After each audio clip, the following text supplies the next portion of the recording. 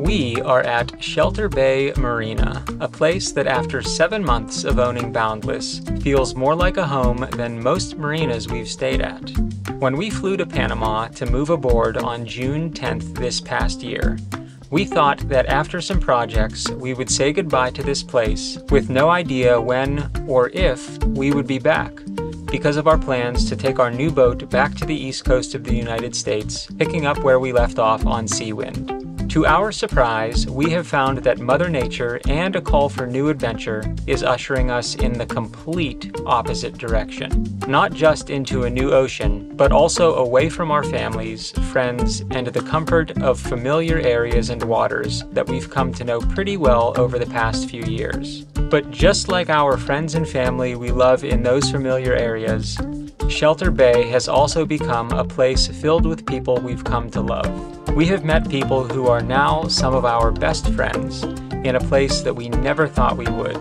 That is one thing that slowly cruising around the world has opened my mind to. No matter how foreign a place may feel, there are always good people who end up touching your life in a profound and permanent way. So as Katie and I process the huge decision to transit the Panama Canal, a pretty permanent change in direction, we find ourselves saying goodbye to a place now added to our list of homes away from home. Speaking of homes, Boundless, our increasingly trusty Passport 42, is from the west coast of the United States.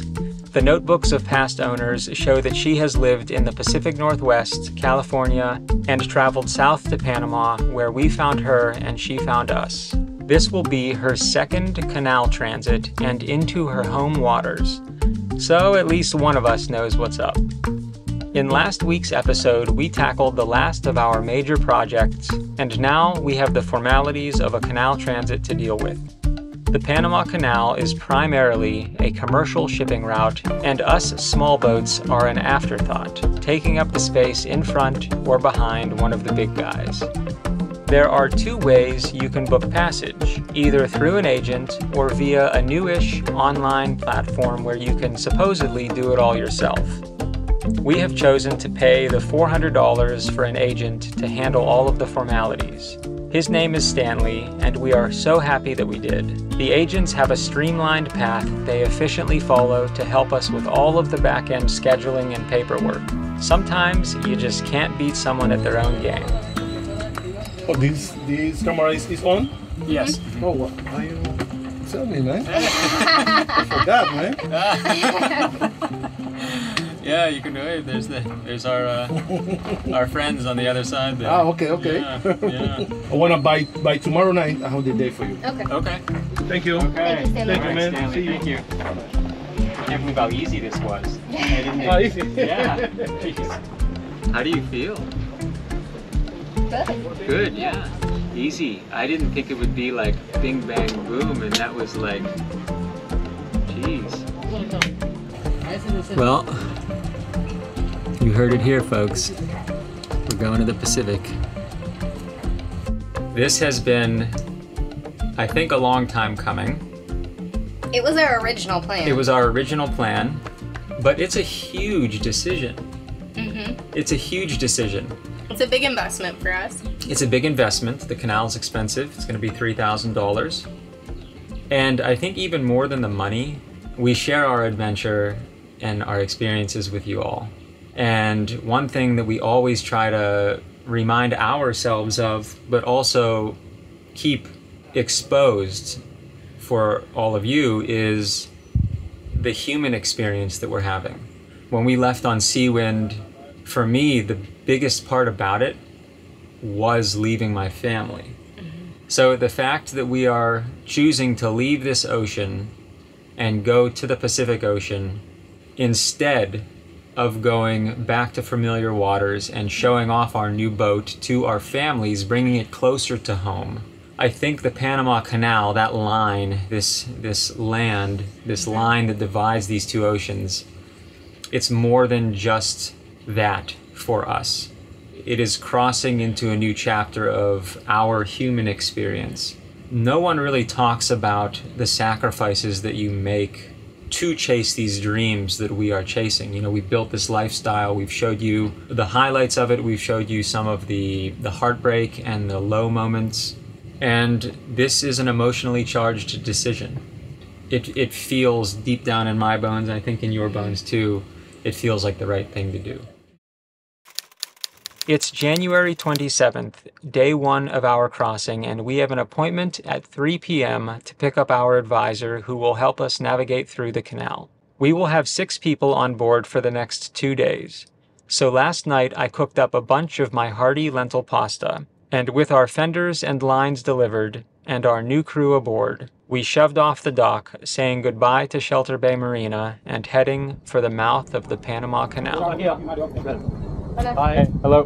What's your name? Mario. Mario. Yeah. Good to meet you. Katie. Mario. Yeah. Next time. Next time. Thanks, Daryl.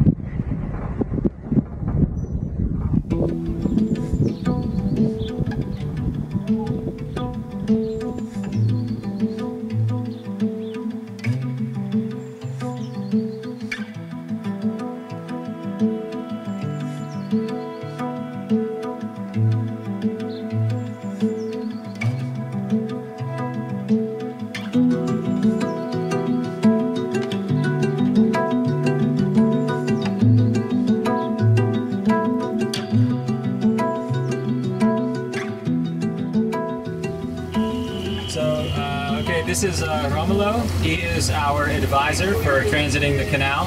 Hi guys, how are you? Okay, I have 20 years working for the Panama Canal now, almost 7 as transit advisor. It's a really good experience. I really like what I do. So if you have your boat, I'm waiting for you right here. Jets, tugboats, okay. Small vessels up to 65 feet. Okay. That's where transit advisor is. My job here is to advise you about the conditions for the transit, okay. About regulations, what to expect, what to do inside the locks or approaching. It's basically that. We don't have control of the boat at any time. Yeah. We only tell you what to do and when to do it. So like right now you have advised us to stay on the outside of the channel. We have another ship coming. Yes. This is going to pass us heading out. That's actually my job here. Yeah. Be like aware of everything around us and tell you what to do. And can you tell us how we're going to be arranged in the lock when we go in? Okay, this time we are going with a little food container vessel, a small one, maybe 600 feet. Right behind the vessel, we're gonna have a tugboat, a Panama Canal tugboat alongside the wall. And behind the tugboat, we are going rafted with another sailing boat. We will raft together, okay. And we call it center chamber. We proceed center chamber inside the locks. Okay.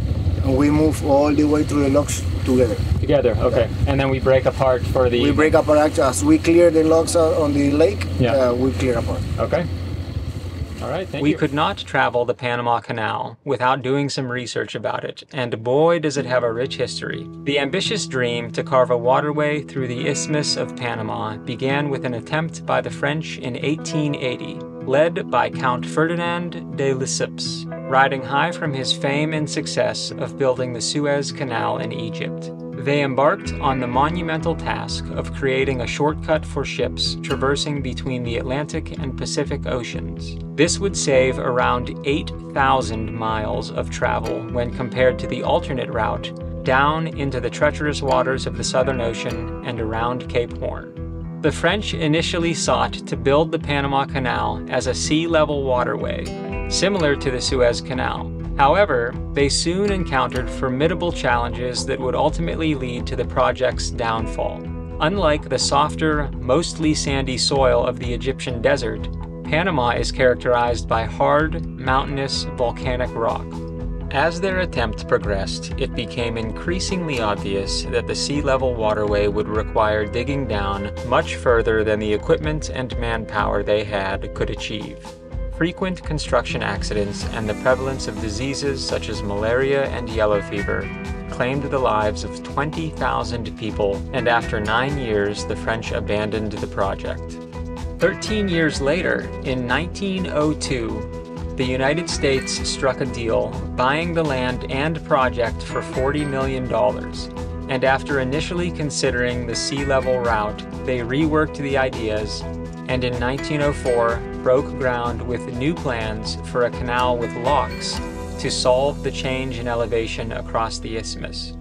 This new design would feature 3 locks on either end of the canal, the Atlantic Gatun locks, which will be our first while transiting, and the Pacific Pedro Miguel and Miraflores locks. They are separated by the freshwater Lake Gatun, which is 85 feet above sea level, allowing the locks to be filled using only gravity. The locks are flooded with a staggering 26.7 million gallons of water. The lake was man-made during the building by damming the Chagres and a few other rivers. Once we reach the level of the lake, we will spend the night tied to a mooring ball, and tomorrow we will motor about 50 miles across to the Pacific locks.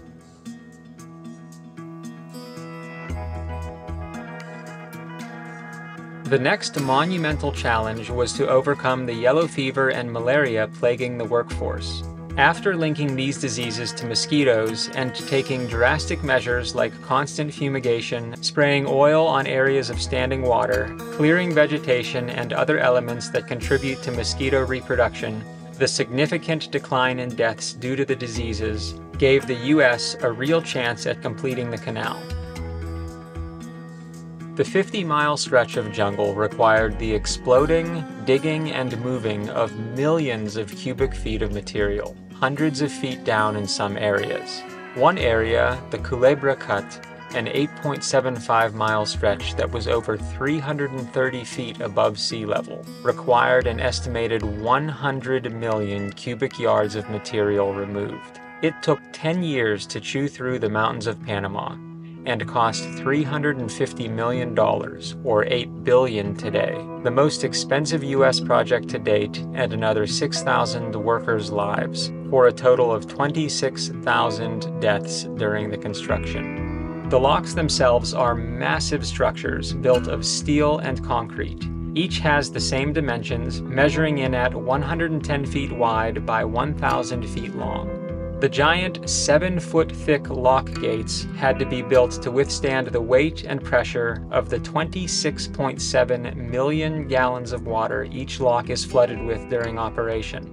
The Panama Canal was officially opened on August 15, 1914, changing the course of global shipping and trade forever. Over 14,000 ships and approximately 2,500 recreational vessels transit the canal each year, and over 1 million since its opening. On average, it costs around $150,000 to $450,000 for a shipping freighter to pass through the canal, depending on factors such as size and cargo.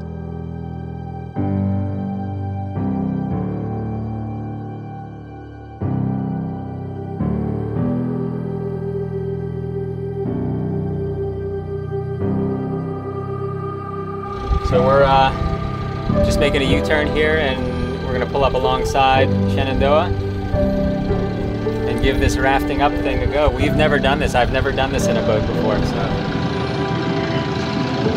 I'm going to start stomping. Yep. The boats were secured in their now catamaran form, all of us unaware of the wake from the freighter coming right at us. We had no time to react, and Shenandoah and Island Packet 40 started rolling violently. Thankfully, our masts weren't in line with each other because they would have probably hit if so. Also thankfully, the big fenders between the boats held the two hulls away from each other. The only damage was a slightly bent horizontal top railing on Boundless, which bent back into place very easily. The canal employees throw thin ropes with monkey fists at the ends. This allows them to easily throw the lines way out over the canal and onto the boat. Our line handlers tied them onto our heavy blue ropes, and once in the lock, you'll see them hoisting the blue lines up to secure the boats in the middle of the chamber.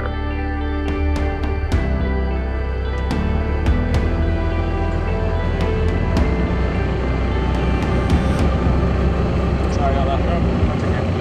Goodbye, Atlantic Ocean! That is the closing of a chapter. Yep.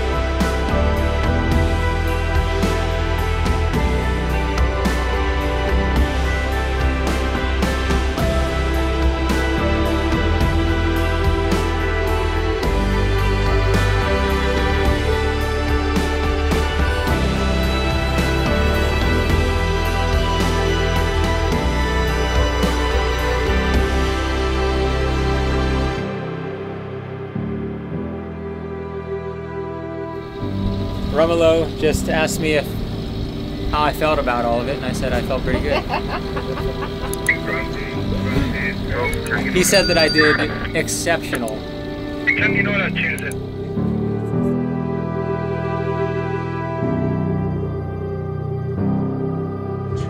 All right, Romulo. Thank you. Remember the YouTube channel? Yeah, Sailing Seawind, S-E-A-W-I-N-D, yeah.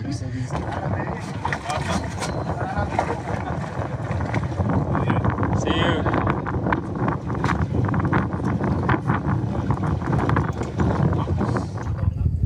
This is Olaf. You might remember him from the rigging videos. Yeah, my name is Olaf, and I'm a line handler. So I'm from Line Handler Land. That is, the city is Line Handler's End, where I come from. Yeah, I'm from Germany. Yeah, and I do it a third time because I want to learn about it and be prepared when I cross with my own boat, which should happen in about 3 weeks. I started in Germany with a new boat, completely different from this pretty old boat. But I enjoy to be on such a boat, very sturdy, and all the woods work. It's great. It works great. Yeah, thank you. Yeah. I'm on my way now almost for 2 years. And it was very different. Started in almost winter in Germany, coldness, and then I went down to the Canarian Islands and Cape Verdean Islands, crossed the Atlantic. Sometimes I sail alone, single-handed, sometimes I sail with friends. It's good to have both of it. And the last question, where are you going from here then? My way goes also through the canal, a little bit up to Costa Rica. And from there I want to cross the Pacific to the French Polynesian Islands. Cool. And then I will follow the western route all around. That's my plan. Cool. Waiting on this. Cooking dinner for 5. Something we never do. Yeah. But I shredded a bunch of cheese too, so that'll be Cool. good. Cool. We did it. Halfway done. Halfway done. We're halfway done, sweetie. And then we're going to the Pacific Ocean. What the duck? This is pretty cool.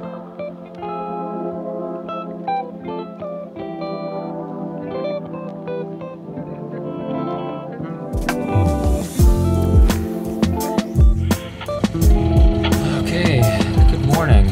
Well, we are coffeeed and fed. Now the advisor is coming to be dropped off. The boat is coming over here right now.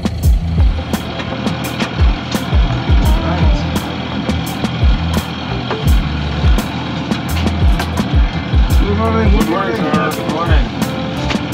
Hello. Hello. Nice to meet you. Parker. Hello. Hello.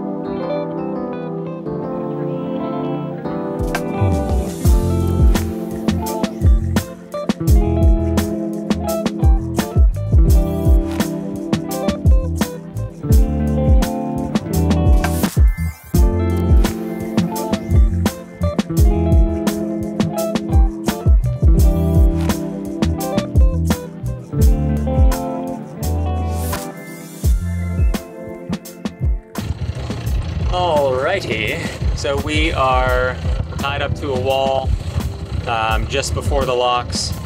A little bit of disorganization. Who we are going to be paired with. We were the faster boat today, and so the boats that were supposed to catch up with this other sailboats didn't. And so we made it in front of this big ship. So we made it in front of him, but the other boats have not. So we are going to be rafting up with a tour ferry. It is already inside the lock doors, and the lock doors are closed, so we are tied up on the wall on the outside of the lock still. And that big thing is going to hopefully tie up on that wall over there, and then they'll open the locks, and then we'll go in and tie up to the ferry. But there's just a little bit of uncertainty at the moment. So they're letting go of the bow first because the wind is behind us, and the stern is really what's holding us against the wall.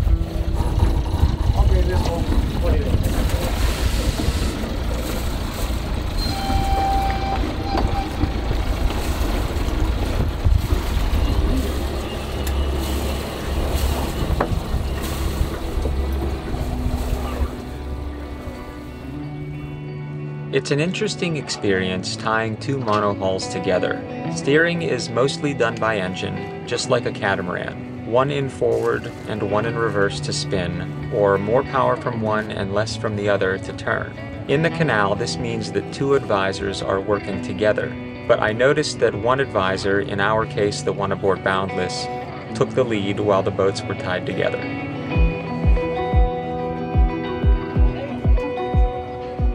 Normally, recreational vessels try to stay as far as possible from these giants, and to see one creeping up so close to us was wild. Rather than ropes, the enormous commercial vessels are held in place by steel cables attached to locomotives that slowly pull the ships into the locks. The scale of this operation of moving boats big and small from one ocean to another is hard to comprehend, so much different than the Erie Canal in New York, and a marker of how far we've gone together.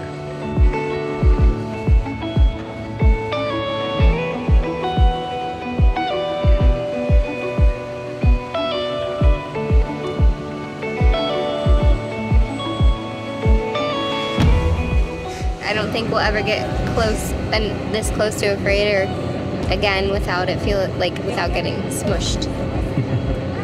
It's like never this close. How are you feeling? Like, how's your day been? Good. It's just been kind of long. I think it's more than I imagined. Are you doing really good? Thanks. You too. You're piloting like a champ.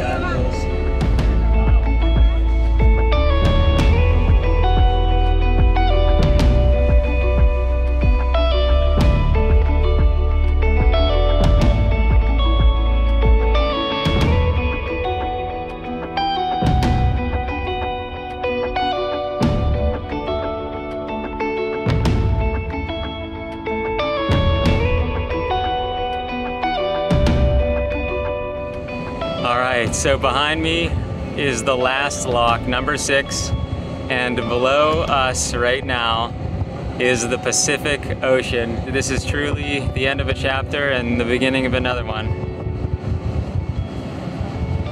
25 feet below us is the Pacific Ocean. Pretty freaking cool.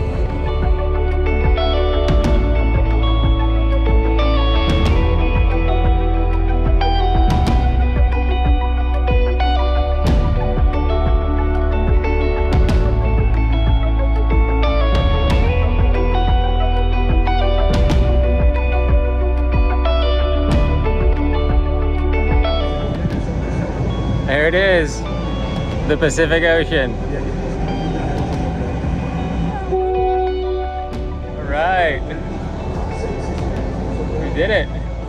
Everything I have talked about and shown you here has barely scratched the surface of the history of this incredibly complex marvel of human engineering and willpower. But as for the scope of this episode and our intentions with this YouTube channel, I hope this has given you some insight as to what it took for us to be able to experience what was named in 1994 one of the 7 marvels of the modern world.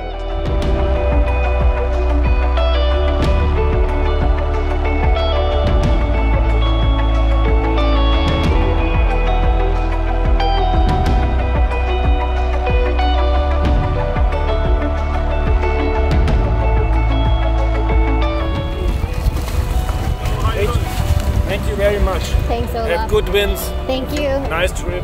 Thanks. Maybe we'll see each other on the other side.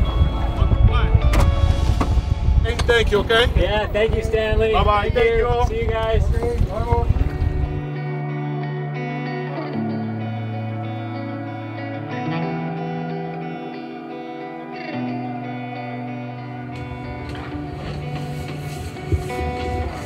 I was telling Parker that we have super hot water because of that engine, and I made a vinegar and alcohol mix, which is really good for cleaning and disinfecting. And I was like, this mixture, I was like, this super hot water and this mixture is killing everything, including my intrusive thoughts. Mental health. It feels good that we're in the Pacific. It's just like even the vibe. Just the vibe, like looking even like so much more mountainous out here and like vast. And I mean the wind is howling, but that's to be expected. It's the dry season. Before we left on Seaman, I was in exposure response therapy or exposure response prevention for my OCD. Is that the other That's boat? the other boat. That's the big tenders on the other boat. One of the things I worked on with her was people being in my space, and like specifically people staying on Seaman at that time. And so the fact that there was like strangers on our boat, that was like the ultimate 24-hour plus exposure situation, and I handled it well. So I'm just like tired from that. Did good. I'm proud of you. Thanks. Very, very proud of you. Thank you. Oh, man. My most favorite thing, I should say, about arriving at a new place is when we either drop the anchor and shut everything off and take that first breath. And my second favorite is taking a shower. I'm exhausted because it was a big day, but like the switch that happens once I'm clean and I just feel that like deep relaxation in my body. Oh man, it is like one of my favorite things in the whole world. Yeah. And that is what I'm experiencing right now. We're in the Pacific Ocean. We are in the Pacific Ocean. I know. What is even going on? We did the first thing that came to mind after showers, and that was finding a taco place to celebrate. Up next, we settle into life on this new ocean, explore Old Town with one too many drinks, buy a bunch of groceries, and say goodbye to Panama City, sailing to the Pearl Islands for the beginning of our boundless Pacific Ocean adventure. If you haven't yet, hit that subscribe and make sure notifications are turned on so you don't miss anything we post. We'll see you next week.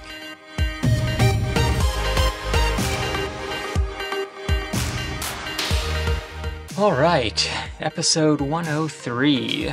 In last week's episode, the French initially thought The French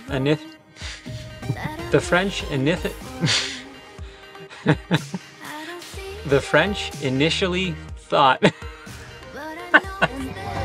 Nice job, huh? Okay, continue, expert. You were shooting me. You're expert. Oh, you think How so? many times you pass the canal? Oh, just once. Now we keep the green buoys on your starboard side. Okay. The ambitious dream to carve a waterway through the isthmus. Blah, blah, blah. The ambitious dream to carve a waterway through the isthmus.